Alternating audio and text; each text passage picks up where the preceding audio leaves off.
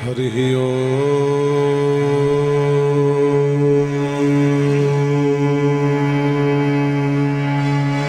स्वस्ति श्री गणेशाय नमः। गौरी शंकराभ्यां नमः। श्री सरस्वत्यै नमः। श्री गुरु चरण कमलेभ्यो नमः। लोकाभिरामं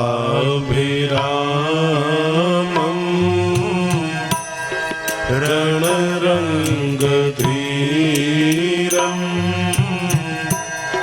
राजीवनेत्रं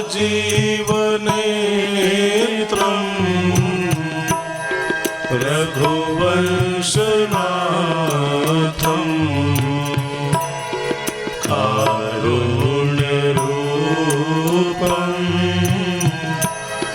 करुणाकरन्तं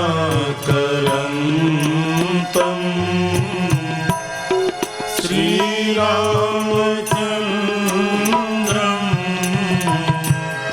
शरणं प्रपद्ये।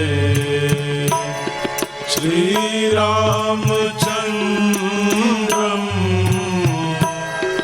शरणं प्रपद्ये। कर्पूरगौरं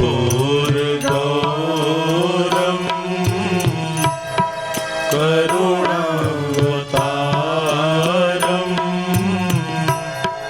संसारसारं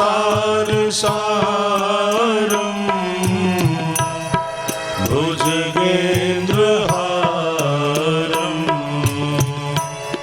सदा वसन्तं हृदयारविन्दे।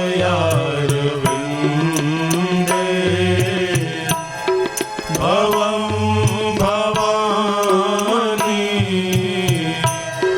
सहितं नमामि। भवं भवानी सहितं नमामि। मनोजवं मारुततुल्यवेगं जितेन्द्रियं बुद्धिमतां वरिष्ठं वातात्मजं नरयोत्तमोख्यं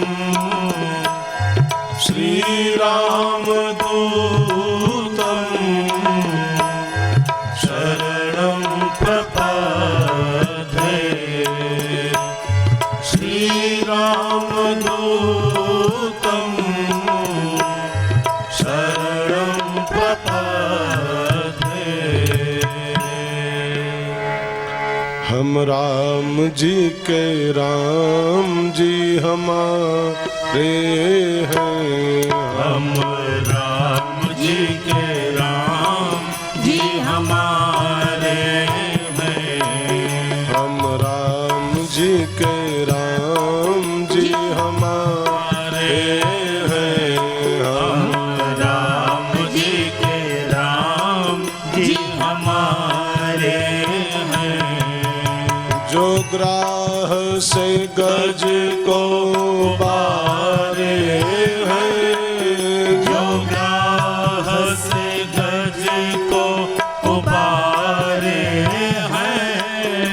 जो ग्राह से गज को उबारे हैं। जो ग्राह से गज को उबारे हैं। हमने सदिन उन्हें पुकारे हैं। हमने सदिन उन्हें पुकारे हैं। हम राम जी के राम जी हमारे हैं। हम राम जी के राम जी हमारे हैं। माता रामो मत्पिता रामचन्द्रः स्वामी रामो मत्सखा रामचन्द्रः सर्वस्वं मे रामचन्द्रो दयालुः नान्यं जाने नैव जाने न जाने नान्यं जाने नैव जाने न जाने। जय जय राम कथा जय जय राम कथा जय जय राम कथा जय जय राम कथा जय जय राम कथा जय जय राम कथा जय जय राम कथा जय श्री राम कथा। इसे श्रवण कर मिट जाती है इसे श्रवण कर मिट जाती है इसे श्रवण कर मिट जाती है इसे श्रवण कर मिट जाती है जन्म जन्म की व्यथा हो। जय जय राम कथा जय जय राम कथा जय जय राम कथा जय जय राम कथा जय जय राम कथा जय जय राम कथा।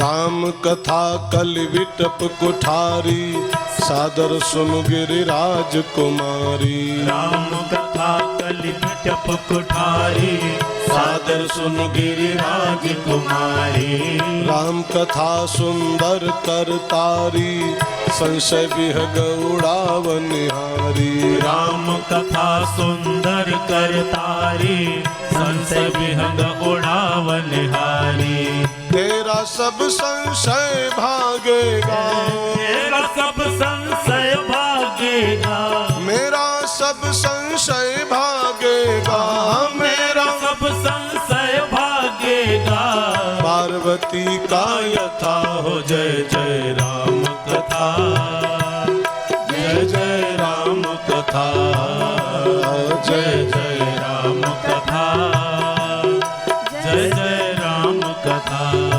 राम चरण रति जो चाह अथवा पद निर्वाण राम चरण रत जो चाह अथवा पद निर्वाण भाव सहित सो यह कथा भाव सहित सो यह कथा करहु श्रवण पुट पान। जय जय राम कथा जय जय राम कथा जय जय राम कथा जय जय राम कथा जय जय राम कथा जय जय राम कथा जय जय राम कथा जय जय राम कथा जय जय राम कथा जय जय राम कथा।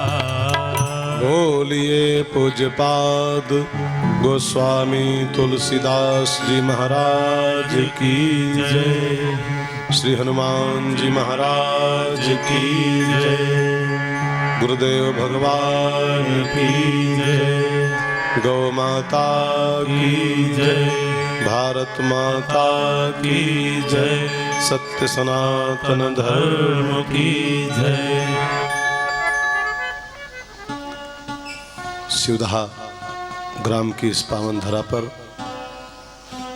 आस्था गौशाला के इस पावन प्रांगण में हम लोग इस बार राम कथा का श्रवण कार्तिक मास में कर रहे हैं। कार्तिक का महीना जो होता है, शास्त्र में लिखा है कि कार्तिक मास में किया हुआ तनिक भी दान पुण्य अक्षुण्य फल की प्राप्ति कराता है, अक्षय फल की प्राप्ति कराता है, ऐसा शास्त्रों में साफ साफ लिखा है। तो ऐसे पावन महीने में हम लोग इस पवित्र राम कथा का श्रवण कर रहे हैं।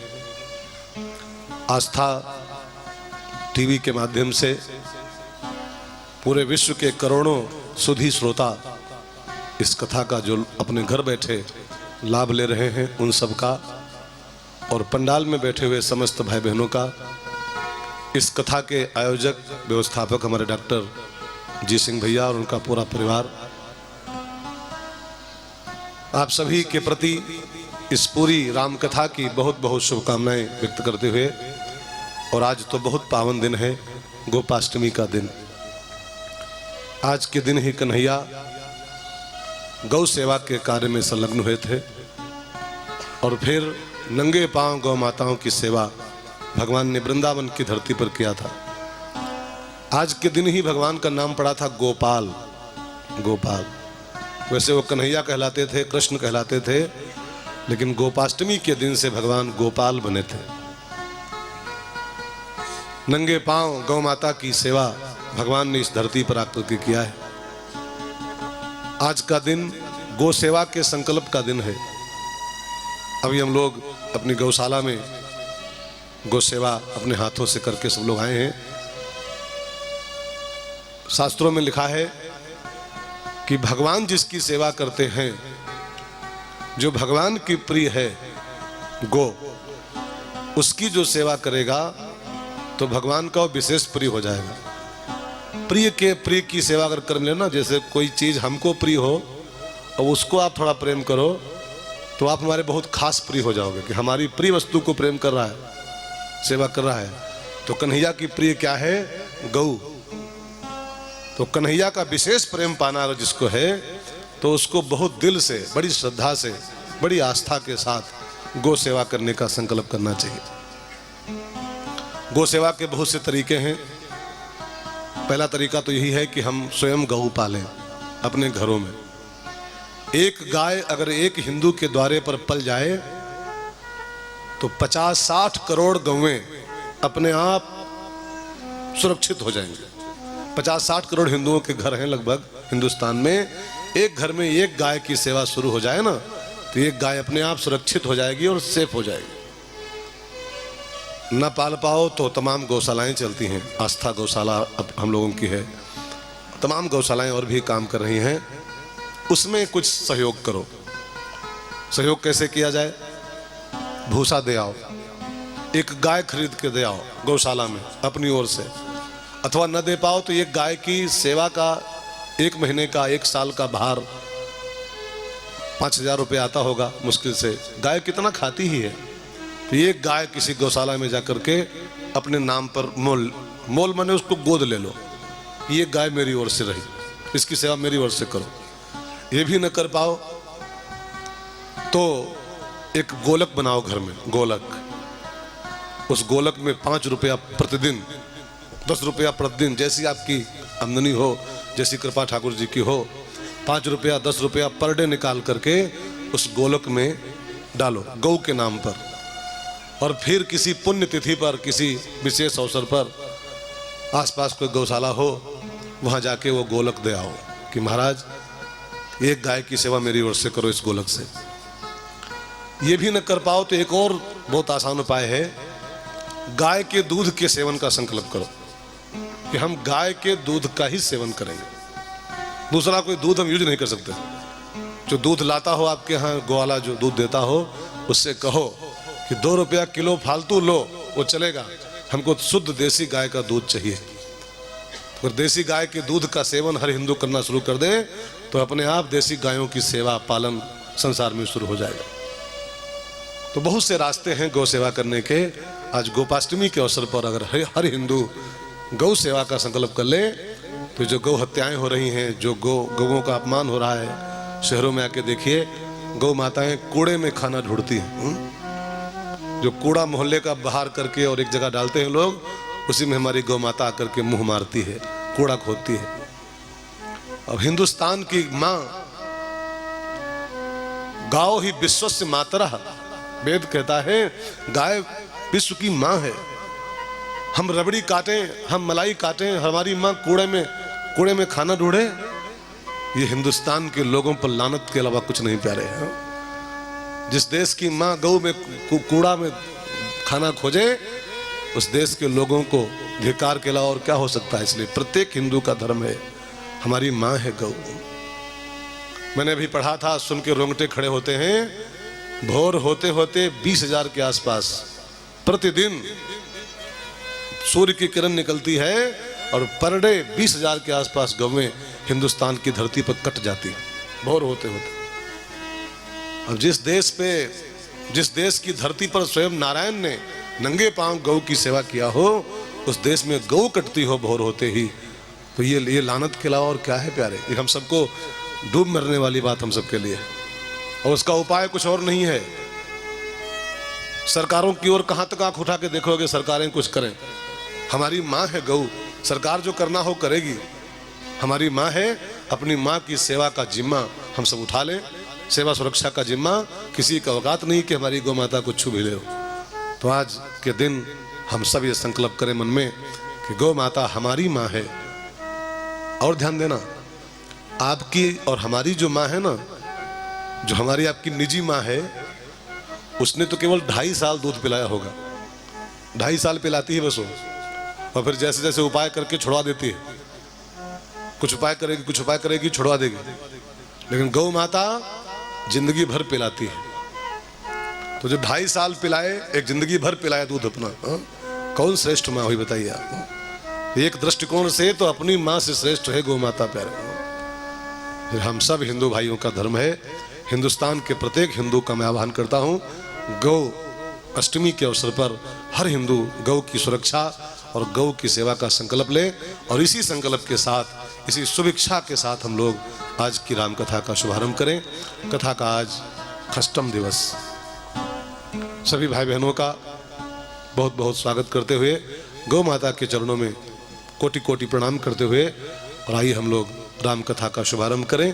तभी एक बार पुनः हरे राम राम राम सीता राम राम राम, हरे राम राम राम सीता राम राम राम, हरे राम राम राम सीता राम राम राम, हरे राम राम राम सीता राम राम राम, हरे राम राम राम सीता राम राम राम, हरे राम राम राम सीता राम राम राम, हरे राम राम राम सीता राम राम राम, हरे राम राम राम सीता राम राम राम, हरे राम राम राम सीता राम राम राम, सीता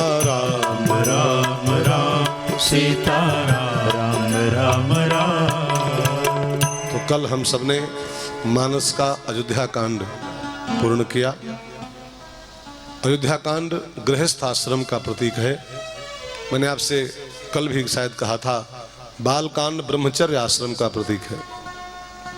अयोध्या कांड गृहस्थ आश्रम का प्रतीक है। अरण्य से लेके लंका कांड तक वानप्रस्थ आश्रम का प्रतीक है, और उत्तर कांड संन्यास आश्रम का प्रतीक माना गया है। बाल कांड ब्रह्मचर्य है। ब्रह्मचर्य माने क्या होता है? अब ब्रह्मचर्य जहां शब्द आता है ना, वहां लोग एक ही बात बस करते हैं कि ब्रह्मचर्य माने जो शादी न किया हो, ब्रह्मचर्य माने जो अविवाहित हो, और बस वही ब्रह्मचारी कहलाता है। यही अर्थ अमूमन लोग करते हैं, शादी न की हो ब्रह्मचारी है। ब्रह्मचर्य का अर्थ होता है, ब्रह्म माने परमात्मा और चर्य माने होता है चलना। परमात्मा की ओर गति की जाए, परमात्मा की ओर चर्य किया जाए, इसी का नाम होता है ब्रह्मचर्य। परमात्मा की भक्ति में यात्रा की जाए, परमात्मा का भजन किया जाए, इसी का नाम होता है ब्रह्मचर्य। लेकिन एक बात ध्यान देना, ये ब्रह्मचर्य की जो यात्रा है ये अपने आप नहीं होती है। अपने आप जो ये यात्रा करना चाहता है वो नहीं कर पाएगा। राम जी को सीखो। राम जी ने बालकांड में एक संत के पीछे यात्रा किया है। विश्वामित्र आगे आगे और राम जी पीछे पीछे। ये बालकांड की यात्रा का लक्षण है कि ब्रह्मचर्य की यात्रा अपने आप नहीं करनी चाहिए। अपने आप करोगे जाने कहां पहुंच जाओगे। परमात्मा की ओर चलना है, परमात्मा की मंजिल को पाना है, परमात्मा रूपी मंजिल को पाना है तो अपने आप नहीं, किसी गुरु के पीछे, किसी महात्मा के पीछे यात्रा करो। ठीक है ना? तो महात्मा आपको कहाँ ले जाएगा? विदेह नगर में। वहां आपको प्राप्त होगी सीता। सीता माने भक्ति, और विदेह माने होता है देह से मुक्त। देह में जो फंसा है वो भक्ति नहीं कर सकता है। भक्ति तो विदेह नगर की वस्तु है। जनकपुर माने विदेह नगर, विदेह माने देह से पार, चलो उस पार चले।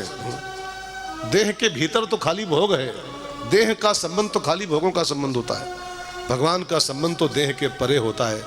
जो नांग है सतयोजन सागर, जो 400 कोस के सागर को लंघेगा, जो विदेह बन पाएगा, वही सीता की प्राप्ति कर पाएगा। तो ये अपने आप नहीं संभव है, किसी गुरु के पीछे चलना पड़ता है, तब ब्रह्मचर्य आश्रम पूरा होता है ना। इसलिए कहा गया ब्रह्मचारी को किसी गुरु के रहना चाहिए। किसी गुरु के आश्रम में रहो 25 साल तक, वेद अध्ययन करो, भक्ति के पथ पर चलो, और जब सीता रूपी शांति को पालो, भक्ति को पालो, तब गृहस्थ आश्रम में आओ। ये हिंदुस्तानी परंपरा थी क्या? अभी भी होगी, है, कहीं कहीं तो चली रही, कहीं कहीं नहीं रह गई, कहीं कहीं है भी। तो तब आता है अयोध्या कांड। ठीक है ना? गृहस्थ आश्रम। अयोध्या कांड को आप कल सुन चुके हो। अयोध्या कांड पूरा का पूरा कांड प्रेम, त्याग, समर्पण, इन सब भावनाओं से भरा हुआ है। अयोध्या कांड प्रेम का पाठ पढ़ाता है, अयोध्या कांड त्याग का पाठ पढ़ाता है, अयोध्या कांड भाईचारे का पाठ पढ़ाता है। तो गृहस्थ जीवन के कुछ सूत्र हैं कि प्रेम भरा जीवन बनाओ, समर्पण भरा जीवन हो। खींचतान जहां होगी वो गृहस्थी चल नहीं पाती। खाली अपना भला, खाली अपना भला, खाली अपना भला, वो गृहस्थ आश्रम चल नहीं पाता है।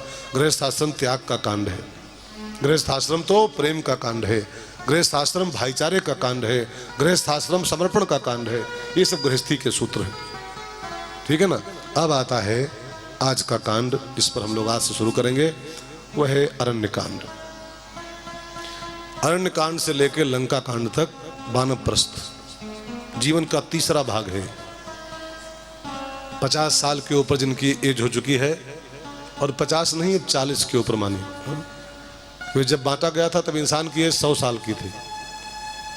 जब 25-25 साल के खंड किए गए थे तो इंसान पूरे 100 साल जीता था।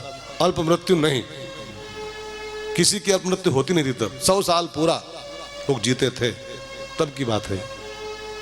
अब इंसान की जीवन का अगर कामन किया जाए तो 80 साल कामन एज है इंसान की, 80 वर्ष। और जब 80 बची है तो अब 20-20 के टुकड़े करने पड़ेंगे, है ना? 20 साल ब्रह्मचर्य, 20 से 40 तक गृहस्थ, फिर 40 जो पूरा हो वानप्रस्थ, और 60 जो पूरा हो संन्यास। 80 तक तो मौत हो जानी है ना? तो जब 100 साल का था तब 25, 50, 75 और 100 था। अब 20, 40, 60 और 80। ठीक है ना? तो वानप्रस्थ आश्रम का प्रतीक है अरण्य कांड। आइए चले हम लोग। अरण्य माने क्या होता है? जीवन। अरण्य माने होता है जंगल। ठीक है ना? जीवन जंगल, जीवन जंगल एक चीज है। ये जीवन भी जंगल है प्यारे, ये संसार भी जंगल है ना? अरण्य माने जंगल होता है।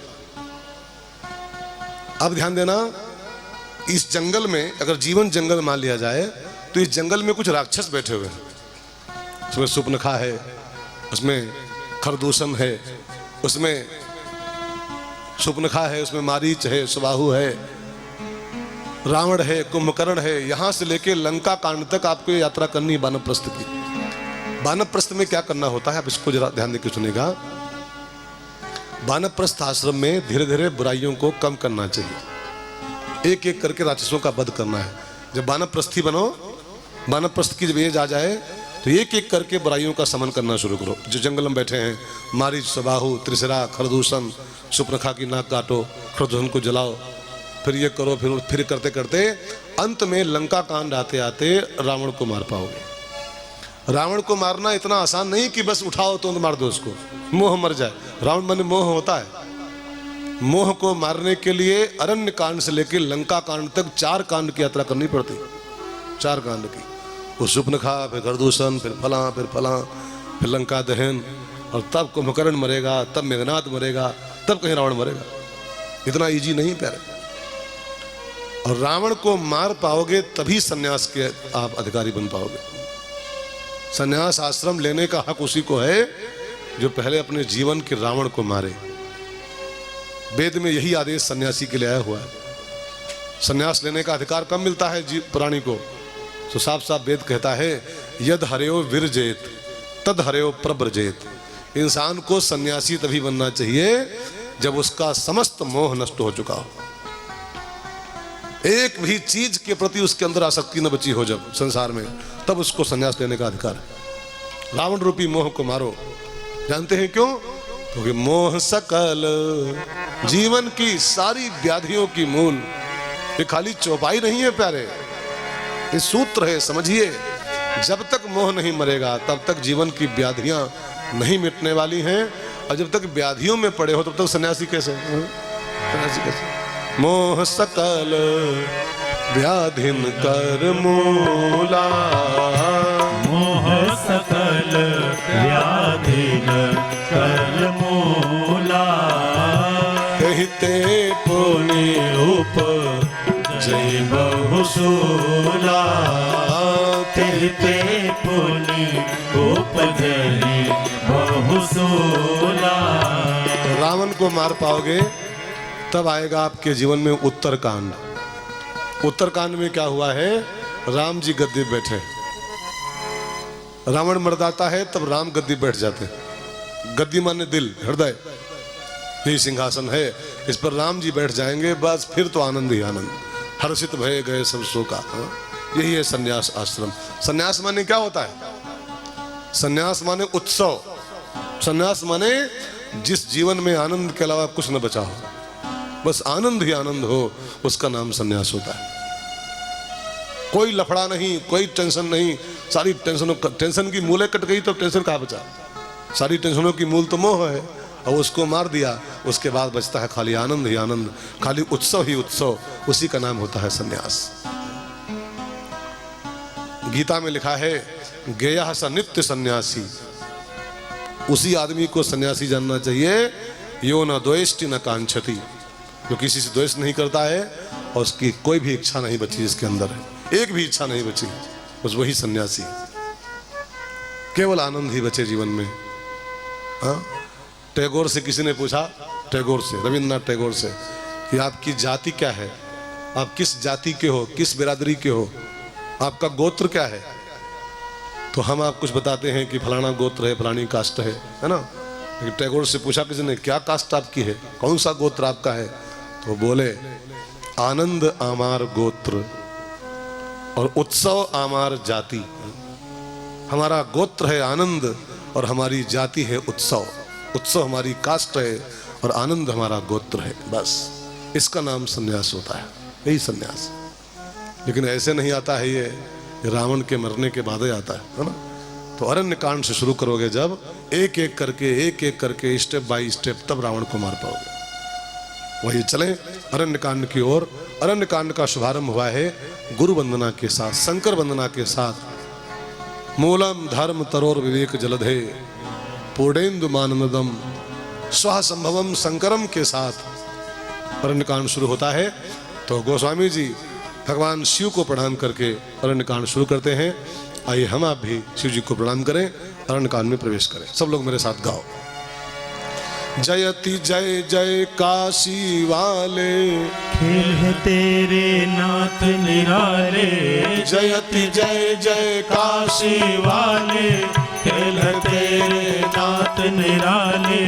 नाग गले में विषधर डाले। जय शंभो जय जय शंभो, जय शंभो जय जय शंभो, जय शंभो जय जय शंभो, जय शंभो जय जय शंभो। जयति जय जय काशी वाले, खेल तेरे नाथ निराले। जयति जय जय काशी वाले, खेल तेरे नाथ निराले। नाग गले में विषधर डाले।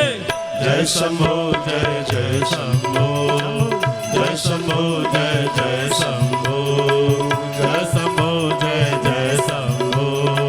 जो भी तेरा ध्यान धरे उसका सुर जो भी तेरा ध्यान धरे उसका सुर नर मान करे। जन्म मरण से हो बुरे चरण तुम्हारे जो धर ले। जन्म मरण से हो बुरे चरण तुम्हारे जो धर ले। दया करो विष पीने वाले भक्त जनों के तुम रखवाले। दया करो विष पीने वाले भक्त जनों के तुम रखवाले। तुम बिन नैया कौन संभाले। जय शंभो जय जय शंभो जय शंभो जय जय शंभो जय शंभो जय जय शंभो जय शंभो जय जय शंभो। जयति जय जय काशी वाले खेल तेरे नाथ निराले। जयति जय जय काशी वाले खेल तेरे नाथ निराले। नाग गले में विषधर डाले। जय शंभो जय जय शंभो जय शंभो जय जय शंभो जय शंभो जय जय शंभो जय शंभो जय जय शंभो। चित्रकूट में राम जी रह रहे हैं।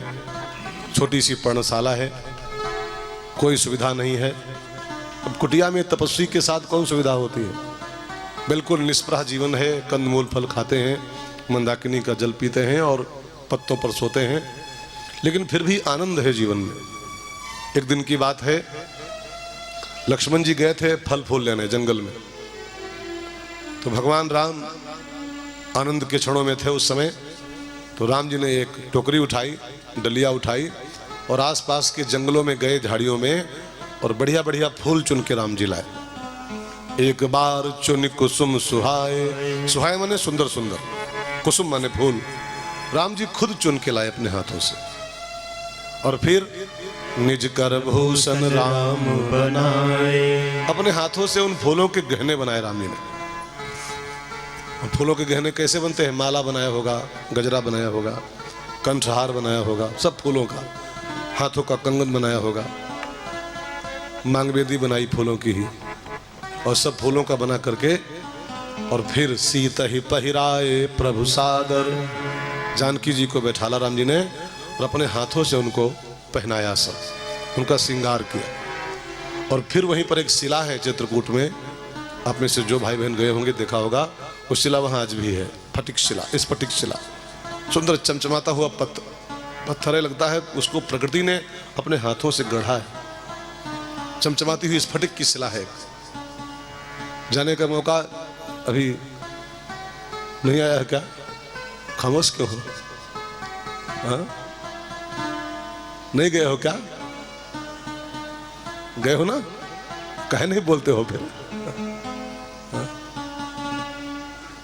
स्फटिक शिला है, उसी पर राम जी विराजमान है जानकी जी के साथ। सीता मैया बैठी हैं और राम जी आनंद के साथ गोदी में सर रखे उनके और लेटे हैं, मौज के क्षणों में, आनंद के क्षणों में। कोई सुविधा नहीं है, कोई फैसिलिटी नहीं जीवन में है, लेकिन जीने की कला आती है तो जीवन में आनंद है। कुटिया में आनंद ले रहे हैं। जीने की कला आ जाए प्यारे तो कुटिया में बाहर आ जाती है, और जीना ना आए तो बड़ी बड़ी हवेलियां, बड़ी बड़ी कोठियां भी नरक के समान लगती हैं प्यारे। जीना भी एक कला होता है भाई बहनों। मैंने कहीं पढ़ा था, यल से कुछ शब्द शुरू होते हैं। यल, यल शब्द से, यल अक्षर है ना इंग्लिश का, यल। जिसको इन अक्षरों की परिभाषा ठीक से आ जाए उसका जीवन आनंद से भर जाता है। यल फॉर लाइफ, जो लाइफ को समझे। जिंदगी जो हमको आपको मिली है इसकी कदर करना सीखो।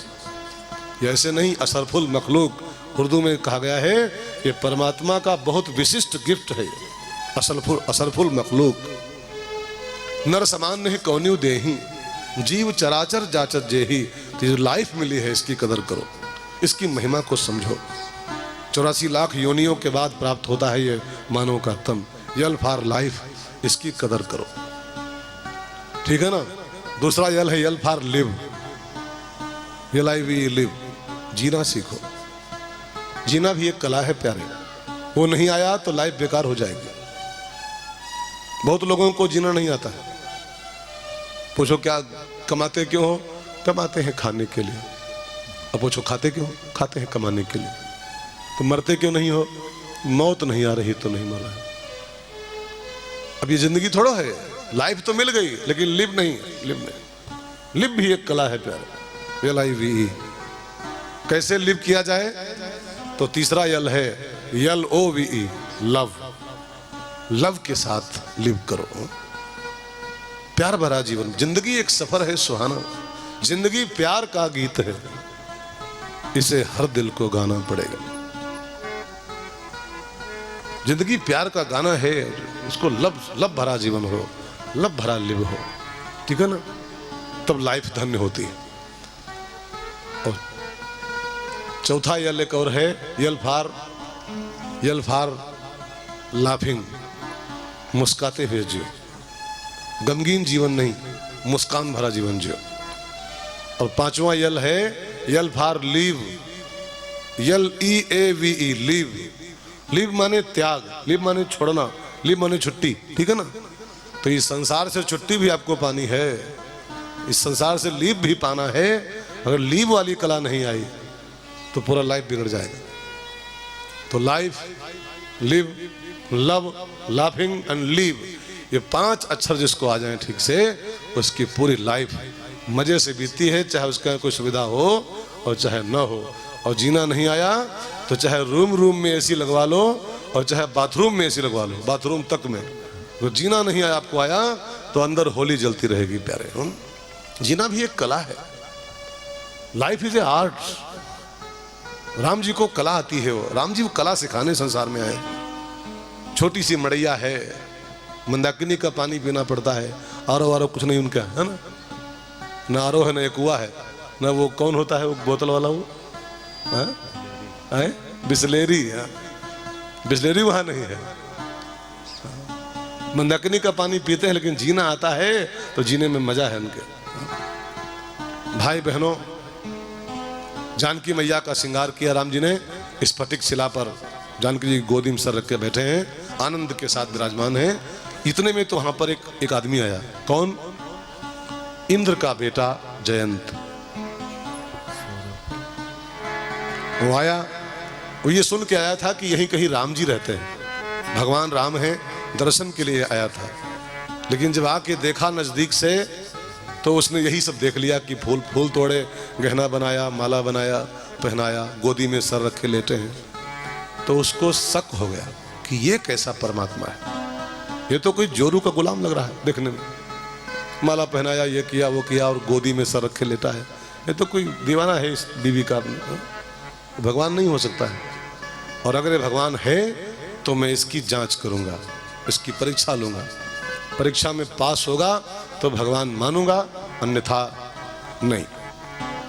तो राम जी की जांच करने के लिए उसने क्या किया? गोस्वामी जी कहते हैं, सुरपति सुत धरी बायस वेशा, सुरपति सुत धरी बायस वेशा, सठ चाहती रघुपति बल देखा, सठ चाहती रघुपति बल देखा, सुरपति सुत धरी बायस वेशा, सठ चाहती रघुपति बल देखा, सठ चाहती रघुपति बल देखा। इंद्र का बेटा बायस माने कौवा बन गया, और कौवा बन के और राम जी की ओर बढ़ा। कौवा बनने का अर्थ होता है, कौवा स्वभाव कहलाता है। कौवा किसी पक्षी का ही नाम तो है ही है। एक काग एक वृत्ति होती है, काग वृत्ति। कोयल एक स्वभाव होता है ना? रामायण में गोस्वामी जी कहते हैं, सत्संग की महिमा में गाते हैं, काक होए पिक, कौवा नहा ले तो कोयल हो जाए। अब कौवा कोयल थोड़ा वहां पर, कौवा माने कौवा स्वभाव का आदमी, नहा ले, सत्संग कर ले तो कोयल बन जाएगा। बगुला नहाए तो हंस हो जाएगा। तो ये सब पक्षियों के नाम नहीं है, ये सब वर्तियों के नाम है। काग वृत्ति होती है, स्वान वृत्ति होती है, बैल वृत्ति होती है। कई लोग जिंदा मनुष्य हैं तो हम बैल हैं, ढोए मरे जा रहे डीला। कई लोग हैं जो 85-90 साल के हैं, तहु लिहे फरुआ और जुटे परे हैं, गन्ना गोड़ी आई जाए। और इसको क्या कहा जाएगा? अब राम राम कर चुपचाप माला उठा ले, फिर माला नहीं फरुआ तहु उठाए बैठे। अब बैल वृत्ति है, वो स्वभाव बैल का है कि बस ढोते ढोते मर जाना है ऐसे बस। ऐसे स्वान वृत्ति होती। रावण को लिखा है कुत्ता, 4 वेद का पंडित है रावण, और उसको कुत्ता लिखा हुआ है साफ साफ। 110 शीस स्वान की नाई, कुत्ते की तरह जा रहा है रावण। तो कुत्ता थोड़ा है रावण, ब्राह्मण है वो कुत्ते वाला काम करने जा रहा है, तो कुत्ता लिखा हुआ है। और किसी की संपत्ति को उठाओगे तो किसी की प्रॉपर्टी उठाओ तो कुत्ते तो हो क्या? जो किसी का माल दबा के भागे वो कुत्ते तो है। राम की सीता के हरण को जा रहा है तो रावण को कुत्ता लिखा हुआ है, कुत्ता जा रहा है। तो ऐसे ही इंद्र का बेटा कौवा ही बना होगा, इस पे मत जाना। कौवा माने एक स्वभाव होता है। कौवा माने क्या? दूसरों के हंसते खेलते जीवन में बिना मतलब जो चोंच मारने पहुंच जाए उसको कौवा कहते हैं। अब अच्छी भली रोटी खा रहे हो, बढ़िया एकता हो, घर में खूब प्रेम हो, सौहार्द हो, और बढ़िया शाम को एक साथ बैठ खाते हो, और कोई आ जाए, अरे तुम्हारी तो बहुरिया ऐसी है, तुम्हारे तो भैया ऐसे हैं, और तुम्हारा घर फोड़ जाए, जान लो कौवा आ गया। आजकल कौवे बहुत हैं, उधर कौवे कम पड़ गए, इधर कम पड़ रहे, इधर बहुत हो गए। सवेरे कुल्ला करेंगे, चाय पियेंगे, पहुंच जाएंगे, तुम्हारे भैया तो ऐसे हैं और तुम्हारी बहुरिया तो ऐसी है, जान लो कागराज आए गए। अरे यार अपना संभालो, इस कलकाल में अपना मेंटेन कर पाओ, ये बड़ी बात है। अपना संभाल नहीं पा रहा है, और तुम्हारी बहुरिया ऐसी, तुम्हारे भैया ऐसे, और तुम्हारी कैसी, अपनी देखो पहले, अपनी संभालो। लेकिन बहुतों का स्वभाव होता है कि दूसरों की गृहस्थी में चोंच मारने पहुंच जाते हैं, और जो ऐसा हो इट मीन्स कौवा, ठीक है ना। तो सीताराम जी का जीवन है, मस्ती में जी रहे हैं दोनों प्राणी, आनंद का जीवन है, चोंच मारने आ रहा है फालतू में, ये तो कौवा है। तो सुरपति सुत धरी बायस वेसा, सुरपति सुत धरी बायस भेसा, सठ चाहती रघुपति बल देखा, सठ चाहती रघुपति बल देखा, सीता चरण चोच हति भागा, सीता चरण चोच हति भागा, मूढ़ मंदमति कारण कागा, मूढ़ मंदमति कारण कागा, मूढ़ मंदमति कारण कागा। सीता मैया के चरणों में चोंच मार के भागा जयंत, जानकी माँ के चरणों से रक्त प्रवाह हो चला। अब जानकी के चरणों से रक्त बहता हुआ देखा तो राम जी को यह बर्दाश्त नहीं होता है।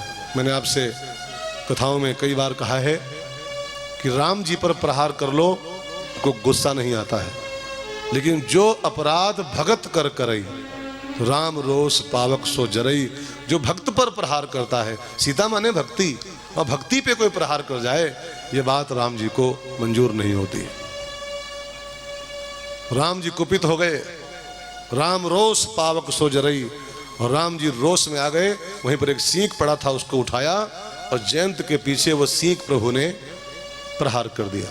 अब आगे आगे जयंत भागा जा रहा है और पीछे पीछे राम की छोड़ी हुई सींग उसके पीछे लगी हुई है। भागा भागा इंद्र की शरण में गया, ब्रह्मा की शरण में गया, विष्णु की शरण में गया, शंकर की शरण में गया, कहीं उसको पनाह नहीं मिली। राम के द्रोही को भाई बहनों कहीं ठौर नहीं मिलता है। राम से द्रोह करके जो जीने की कोशिश करेगा, लोक परलोक में कहीं ठौर नहीं पाएगा, नरक में भी ठौर नहीं पाएगा। भलाई इसी में है, राम के प्रेम में जियो, कुछ घाटा नहीं आपका उसमें। द्रोह में घाटे घाटा है और प्रेम में मुनाफे मुनाफा है। द्रोह में कुछ नहीं। अच्छा मान लो कोई राष्ट्रपति से द्रोह करे, प्रणब मुखर्जी से, ठीक है ना, मैं राष्ट्रपति को नहीं मानता हूं, तो उसका क्या कर पाओगे आप? क्या कर सकते हो? अरे मान के चलो तो कहीं एक साइन कर देगा तो जिंदगी सफल हो जाएगी। विरोध करके उसका कुछ नहीं कर पाओगे आप, वो राष्ट्रपति है। तो जो सब राष्ट्रों का पति है, 14 भुवनों का पति है, उससे द्रोह करके कोई हित है आपका क्या? नहीं, उसके प्रेम में ही भला है। राम के द्रोही को संसार में कहीं ठौर नहीं मिलता है, और राम के प्रेमी को 400 कोस के अथाह पानी के भीतर भी सोने का पहाड़ निकल पड़ता है। हनुमान जी विश्राम कर लो, फिर आगे बढ़ो। राम के प्रेम में चलोगे, सारा संसार आपको विश्राम कराएगा। लोक विश्राम। और राम से द्रोह करोगे तो पिताजी के घर में ठौर नहीं पाओगे। पूरे विश्व में विश्राम। हम लोगों देखो, राम से प्रेम करते हैं, राम कथा, राम गुणगान गाते हैं, जहां भी जाते हैं चकाचक, चाहे जहां चले जाए, देश के किसी कोने में, विदेश तक, चाहे जहां चले जाएं, दाल रोटी टूटा कहीं पर नहीं। दाल रोटी, बढ़िया चारपाई और बढ़िया कमरा, तकिया, हर जगह मिल जाता है। ये किसका फल है? राम प्रेम का फल है। राम प्रेमी को पूरा विश्व विश्राम देता है, और राम के द्रोही को ब्रह्मा विष्णु शंकर भी पनाह नहीं दे पाते हैं प्यार, कहीं ठौर नहीं पाया।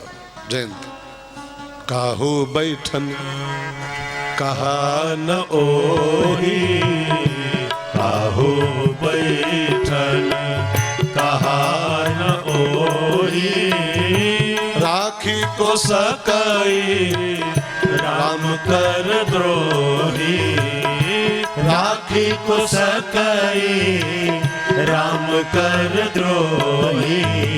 नारद जी उसको मिले। नारद जी ने कहा, जयंत तू राम की ही शरण में जा, जिसका तूने अपराध किया है उसी की शरण में जा। वो बहुत दयालु हैं, बहुत कृपालु हैं, तेरे सारे अपराध को क्षमा करके तुझको बिल्कुल अभय कर देंगे। तू राम के पास जा। और तू जानता है भैया, ये राम जी का बाण तुझको मारने नहीं आया है। अगर मारने आया होता तो अब तक तेरी 13 बरसी सब हो चुकी होती। ये तुझको मारने नहीं आया है, ये तुझको लेने आया है कि चल राम जी के पास, चल राम जी की शरण में। ये तुझको बुलाने आया है, चला जा इसके साथ। अब जयंत तुरंत बैक गियर लगाया, राम जी की शरण में आया। भगवान राम ने जब देखा अब चरणों में गिर गया है, शरणागत हो गया है, तो शरणागत की अपनी एक अलग महिमा होती है। हाँ, रामायण में लिखा है, कोटि विप्र बध लागहि जाहू। परमात्मा के दरबार में शरणागति की बहुत महिमा है प्यारे, बहुत महिमा। आप कैसे भी हो, जो भी हो, शरण में आए हैं हम तुम्हारी, बोल दो सब माफ, सारे केस खारिज तुरंत ही। जब शरण में आ गया आज जयंत, तो भगवान ने वो सींग पकड़ लिया अपनी अंगुली में, और सींग पकड़ के जयंत को फिर गोस्वामी जी कहते हैं, सुनि कृपाल अति आरती बानी, एक नयन करी तजा भवानी। अब एक नयन करी का अर्थ ये नहीं करना चाहिए कि राम जी ने उसकी एक आंख फोड़ दिया। एक नयन का एक अर्थ भी होता है उसकी एक आंख निकाल लिया, उसको एक नयन कर दिया। अगर राम जी आंख फोड़ना शुरू कर देंगे तो फिर राम ही नहीं रह जाएंगे। राम जी आंख फोड़ते नहीं है, राम जी तो आंख देते हैं प्यारे। दिव्यम ददाम ते चक्षु, गीता में ठाकुर कहते हैं मैं तो तुमको नेत्र दे रहा हूं। भगवान नेत्र फोड़ते नहीं है, नेत्र देते हैं। एक नयन करी का अर्थ होता है एक नयन करी, उसकी आंख नहीं थी प्यारे, वो अंधा था, अंधा था, उसको कुछ दिखाई नहीं पड़ता था। प्रभु ने उसको एक आंख कर दिया है कि ले एक नयन करी, एक आंख ले जा, संसार को देख, एक आंख से निहार। अंधा था वो जयंत प्यारे भाई बहनों। अंधा माने खाली आंखें न हो वही नहीं होता है। अंधों की बहुत बड़ी एक लिस्ट है शास्त्रों में, ये सब अंधों की लिस्ट है रामायण में, ग्रंथों में हमारे। कामांध, क्रोधांध, मोहांध, लोभांध, मदांध, सब अंधों की पूरी एक फहरिस्त है, लिस्ट है पूरी एक। ये सब अंधे तो हैं, काम में डूबा हो कामांध है, क्रोध में अंधा हो क्रोधांध है, अंधे ही तो हैं। आंखें तो हैं, अंधे तब भी लिखे हो। एक बार पूछा ना बीरबल से पूछा अकबर ने कि बीरबल जी दिल्ली में अंधे कितने, जरा लिख के लाओ, लिस्ट बना के लाओ दिल्ली के अंधों की। दिल्ली में राज करता था अकबर, तो अब बीरबल लिस्ट बना के लाए 1 घंटे बाद, तो अंधा नंबर 1 अकबर बादशाह।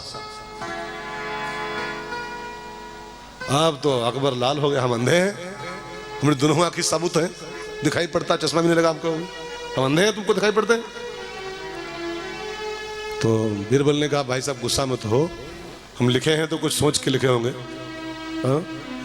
इसका उत्तर आपको हम कल सवेरे देंगे, कल सुबह 10 बजे। और कल भोर हुआ, दरबार खुल गया, 10 बज गया, 11 बज गया। बीरबल प्रधानमंत्री थे, अभी वैबे ने की है, हाजिरी उनकी लगी, दरबार में आए नहीं। तो अकबर बादशाह ने पूछा अपने और मंत्रियों से, बीरबल कहाँ है, प्रधानमंत्री जी कहाँ है? कहा महाराज पता नहीं क्यों छुट्टी भी नहीं लिया है, कोई फोन भी नहीं किया है, और पता नहीं 11 बज गया, अभी आए नहीं, बीमार तो नहीं है? तो अकबर ने कहा मेरी गाड़ी निकालो, मैं स्वयं चलूंगा देखने बीरबल को हुआ क्या है, आया क्यों नहीं। तो उनको पता था कि आएगा जरूर है देखने हमको। तो जब देखा, टाइम देख लिया कि अब आता होगा बादशाह, थोड़ा सन लाए, सन होता है ना वो सन रस्सी वाला, तो सन लाए और द्वारे बैठ के रस्सी बटना शुरू किया, द्वारे बैठ के अपने। अब बादशाह आया, उतरा अपने गाड़ी से, और जो देखा रस्सी बटते हुए, अरे बीरबल ये क्या कर रहे हो? तो बीरबल ने कहा अंधा नंबर 1 जब देख रहे हो कि रस्सी बट रहे हैं तो पूछ कैसे रहे हो, अंधे हो कि नहीं हो? तो कुछ लोग आंखें होने के बाद भी अंधे ही होते हैं प्यारे। जयंत भी उसी टाइप का अंधा था, कामांध था, क्रोधांध था, मदांध था। और एक बात कह दूं भाई बहनों, उस अंधे से, माने जो आंखों से अंधा हो, उन अंधों से ये अंधे ज्यादा पतित होते हैं, ज्यादा पतित होते। वो जो अंधे होते हैं आंख से अंधे, वे खाली दूसरों को नहीं जानते, अपने को तो जानते हैं लोग कि हम कौन हैं, ये हमारा हाथ है, हमारा पांव है, आंखें नहीं है। उनको दाल भात दो तो मुहिम खाएंगे, मुहिम खाएंगे, नाकम नहीं खाएंगे। अपने को जानते हैं, चोट लगेगी तो बताएंगे, खोपड़ी में दर्द होगा तो बताएंगे, नहाना होगा तो बताएंगे, सब कुछ जानते अपने बारे में हो। आपको नहीं जान पाएंगे तो दूसरी बात है। लेकिन ये जो अंधे होते हैं, ये अंधे कामांध क्रोधांध, ये तो ऐसे पतित होते हैं प्यारे कि अपने तक को नहीं जानते कि हमारा हित अहित किस चीज में है, हमारा भला लोक परलोक पाप पुण्य। जो कामांध होता है वो जानता है, वो कुछ नहीं, हम कहाँ गिराए जाएंगे, हमारी क्या गति होगी, लोक परलोक सब खराब हो जाएगा हमारा, वो देख पाता है वो। अंधा कम से कम अपने को तो जानता है, लेकिन कामांध तो अपना भी अहित कर लेता है प्यारे, अपना ही अहित कर लेता है। ऐसे गड्ढे में गिरता है कामांध आदमी कि उसका लोक परलोक और कई जन्म सब बिगड़ जाते हैं प्यारे। वो अंधे फिर ठीक है इन अंधों से। भाई बहनों, भगवान राम ने उस अंधे को आंख फोड़ी नहीं, उसकी का फोड़ेंगे, उसके तीन नहीं, का फोड़ेंगे उसके, फोड़ी नहीं है। एक नयन करी तजा भवानी, एक नयन करी तजा भवानी, सुन कृपाल अति आरती बानी, सुन कृपाल अति आरती बानी, एक नयन करी तजा भवानी, एक नयन करी तजा भवानी। जयंत दंड पाके चला गया है, लेकिन इस घटना के बाद राम जी की बहुत चर्चाएं शुरू हो गई, बहुत फेमस हो गए राम जी उस चित्रकूट में। आसपास के गांव के लोग सब आने शुरू हो गए दर्शनों के लिए। तो राम जी को लगा कि अब यहाँ रहना ठीक नहीं है, बहुत परिचय हो गया है। और कई माने मांगा था तापस वेश विशेष उदासी, उदासी का वरदान मेरे लिए है, और हम तो यहाँ भीड़ भाड़ में जी रहे हैं। तो भगवान राम ने चित्रकूट से ट्रांसफर कर लिया। आगे बढ़े, आगे बढ़े तो पहुंचे कहाँ? अत्रि के आश्रम जब प्रभु गयो। अत्रि मुनि के आश्रम पर राम जी पधारे। अत्रि ने राम जी को बुलाया नहीं है, राम जी को निमंत्रण नहीं दिया है। राम जी अत्रि के आश्रम पर बिना बुलाए आ रहे हैं। विदुर के यहाँ राम जी, मतलब कृष्ण जी बिना बुलाए गए थे। बुलावा तो दुर्योधन का था, निमंत्रण भी दुर्योधन का था, बढ़िया उसने बनवाए थे पूरे डिश भगवान के लिए, 56 प्रकार के भोग। विदुर के यहाँ कोई न्योता नहीं था, भोग छोड़ दिए भगवान ने, विदुर के यहाँ पहुंच गए थे साग का पत्ता खाने। ये कुछ शैली है जीवन की। विदुर, अत्रि, ये हम बन पाए ना तो भगवान को निमंत्रण नहीं देना पड़ता है, भगवान बिना बुलाए आते हैं। जनक ने न्योता कहीं दिया था राम जी को, जनक के यहाँ राम जी बिना बुलाए पहुंचे थे। ये कुछ जीवन शैलियां हैं प्यारे, ये बना पाओ तो राम जी बिना बुलाए पधारते हैं जीवन में। अत्रि माने क्या होता है? अत्रि माने होता है, बिल्कुल साफ साफ अर्थ है, आ माने नहीं और त्रि माने तीन। जिसके जीवन में तीन वस्तुएं नहीं हैं वही अत्रि है। तीन क्या होती हैं? कामः, क्रोधः तथा लोभः। शास्त्र कहता है काम, क्रोध और लोभ, एतत्त्रयम् त्यजेत। इन तीन को जो छोड़ दिया हो, जीवन से अपने त्याग दिया हो, वही अत्रि होता है। काम मुक्त हो, क्रोध मुक्त हो, लोभ मुक्त हो, वही अत्रि है। अथवा एक और अर्थ हो सकता है त्रिगुणान अतिक्रम्य, जो तीनों गुणों को अतिक्रमित कर गया हो, सतोगुण, रजोगुण, तमोगुण, तीनों गुणों से परे हो गया हो, उसका नाम होता है अत्रि। जो तीनों से ऊपर उठ गया हो उसका नाम अत्रि होता है। उठना पड़ता है ऊपर प्यारे। आपने कभी नारियल का पानी पिया है? नारियल का पानी पिया होगा ना? नहीं पिया? हाँ पिया, ठीक है। बहुत टेस्टी पानी होता उसका है, बहुत स्वादिष्ट पानी होता है। लेकिन आप सब जानते हो उस पानी को पीने के लिए, उस मीठे मीठे पानी को पीने के लिए तीन चीजें काटनी पड़ती हैं तब पानी मिलता है ना? उस नारियल के जटा काटो, उस नारियल का खोपड़ा फोड़ो, उसके अंदर गर्री भी फोड़ो। जब तीन सीमाएं तोड़ोगे तब वो मीठा मीठा पानी पीने पाओगे। अखिलम मधुरम, अधरम मधुरम, बदनम मधुरम, उस मधुर रस का पान करना है तो फिर आपको तीन चीजें तोड़नी पड़ेंगी। कामः, क्रोधः तथा लोभः। इन तीन दीवालों को जो तोड़ पाता है वही उस मधुराधिपते अखिलम मधुरम तक पहुंच पाता है। जो काम में फंसा है, जो क्रोध में फंसा है, जो लोभ में डूबा है, उसको राम कभी नहीं मिलने वाले। अत्रि बनना पड़ता है। लेकिन एक और शर्त है, खाली अत्रि नहीं, अत्रि के साथ एक और तत्व होना चाहिए, वो है अनुसुईया। अत्रि की जोड़ी में अनुसुईया खड़ी होनी चाहिए, वो नहीं होगी तब भी राम नहीं आएंगे। अब अनुसुईया माने क्या होता है? अनुसुईया माता वो जो थी वो तो थी, माता अनुसुईया ने डाल दियो पालना, झूल रहे तीन देव बन करके लालना। वो तो सब गीत कहानी है। अनुसुईया माने होता है अन असूया, अन असूया। असूया माने होता है ईर्ष्या, असूया माने होता है जलन, और असूया माने होता है डाह, असूया माने होता है सिंह का। ठीक है ना? जिसको किसी के साथ असूया नहीं है वही अनुसूया है, जिसकी बुद्धि में असूया का भाव नहीं है। और आजकल असूया चापे बैठी, इंसान को चापे बैठी है। तभी तो राम जी नहीं आ रहे हैं। खाली माला इंसान कर रहा है, खाली मंदिर जा रहा है, खाली भंडारा कर रहा है, राम जी कहाँ आ रहे हैं? असूया चापे बैठी उसको।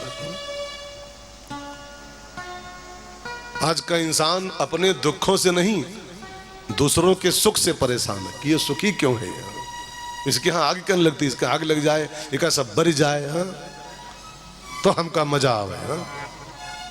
यही असूया है। और जब तक ये किसी पर नहीं कह रहा हूं, ये सबको कह रहा हूं, जब तक आपके अंदर ये असूया की वृत्ति बैठी है, कितने माले कर लो, कितने चार धाम कर लो, कितना गंगा जी में डुबकी मार लो, राम जी नहीं मिलने वाले।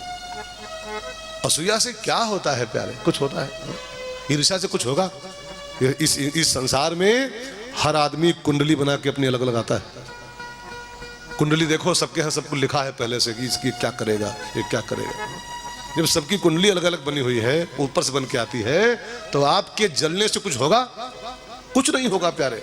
खाली आपका खून जलेगा, आपका बीपी हाई होगा, और मौत के पहले मर जाओगे। जिंदगी से 10 साल पहले मर जाओगे। भाई खून जल जाएगा, बीपी हाई हो जाएगा, जल्दी मौत आ जाएगी। और जिसको जो पाना है वो तो पेवे करेगा, क्योंकि वो उसकी लिखा हुआ है कुंडली में। कुछ लोगों का स्वभाव है खाली जर्जर मरे जा रहे हैं, खाली जर्जर मरे जा रहे हैं। एक काम, रात भर जरते हैं और दिन भर जरते हैं, और जरन जर मर जाते हैं खाली ऐसे बस। और जिसको जो पाना है वो पाता जा रहा है। नसीब में जिसके जो लिखा था वो तेरी महफिल में काम आया। किसी के हिस्से में प्यास आई और किसी के हिस्से में जाम आया। जिसको लिखा है वो जाम पे जाम पी रहा है। जरो देख देख खाली जरो मरो। लेकिन कुछ लोगों नेचर है बस, जरन जर मर जाते हैं सब। एक राजा था ना, उसका दरबार लगा था, तो एक संत जी उसके यहाँ भिक्षा मांगने आए। तो राजा ने कहा भिक्षा देंगे, बट एक सवाल है मेरा। कहा क्या? ये बताओ कि हमारी पूरी देहिम बार हैं और गदरियम बार कहे नहीं, हथेलियम बार क्यों नहीं? तो पंडित जी ने कहा इसका जवाब ये है कि आप दिन रात इन हाथों से दान देते हो ना, इसको दिया उसको दिया उसको दिया, तो आपके हाथों के बाल देते देते सब झड़ गए। अत्रि के आश्रम जब प्रभु गए, अत्रि के आश्रम जब प्रभु गए, सुनत महामुनि हर्षित भयो, सुनत महामुनि हर्षित भयो। अत्रि बाबा ने राम जी का स्वागत किया, कंदमूल फलों से भोग लगाया और फिर बड़ी सुंदर स्तुति अत्रि मुनि ने राम जी की गाई है। आपसे मेरे साथ दोहराओ, याद आ जाए तो। संस्कृत का बड़ा बढ़िया एक छंद है, रामायण में अत्रि मुनि गाते हैं। 2 लाइन गाओ मेरे साथ आप लोग। नमामि नमामि भक्त वत्सलम